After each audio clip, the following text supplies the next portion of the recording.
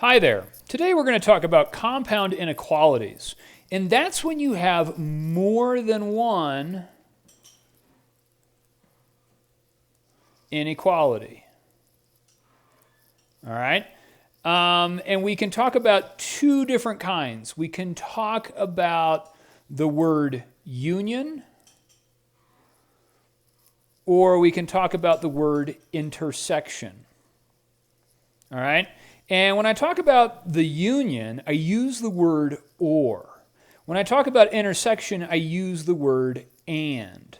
All right, so if I'm talking about a union between two inequalities, that means that I have, say, x is less than or equal to 1, or x is greater than or equal to 5. Okay, now if I'm talking about an intersection, I would say something like this, that x is greater than or equal to 1 and that x is less than or equal to 5. Okay, now watch what I do when I do this. Now I'm first going to talk about my union, which is my or. Okay, and so if I do that, what I want to do is I want to graph both of these inequalities on the same graph. So I'm going to make my graph here. I'm going to put a 0. I'm going to put 1, 2, 3, 4, 5. So 1 and 5. And what I know is this, is that x is less than or equal to 1 means that I'm going to use a colored in dot at 1. And because we're less than 1, I'm going to shade to the left.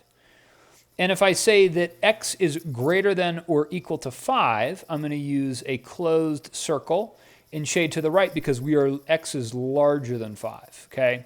So this is an or statement. Either x is going to be in this shaded region or it's going to be in this shaded region. Okay? Now if I wrote this in interval notation, I would say negative infinity to 1 bracket parenthesis union that with bracket 5 comma infinity. Okay, so remember this is my inequality notation and I want to translate that to a graph, and then this is my interval notation. So my values for x exist between negative infinity and 1 and or 5 and infinity. Okay, now if I'm talking about an intersection using and, let's draw a graph. I'm going to put a 0, 1, 2, 3, 4, 5. Okay, and if I'm talking about this, I'm looking at x is greater than or equal to 1.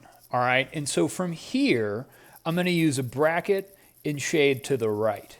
Okay, now at the same time, I have another one which is x is less than or equal to 5.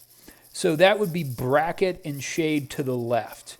And for an and, I'm looking for where do these two graphs intersect? Where do they have common points? And that's going to exist here between 1 and 5 is where they have the common points, all right? And so if I were to really graph this, I'm just showing 0, 1, and 5, that I would graph this as such and put those in between each other. In interval notation, this is going to be bracket 1, comma 5. And what my interval notation says is that my solutions exist between 1 and 5, okay?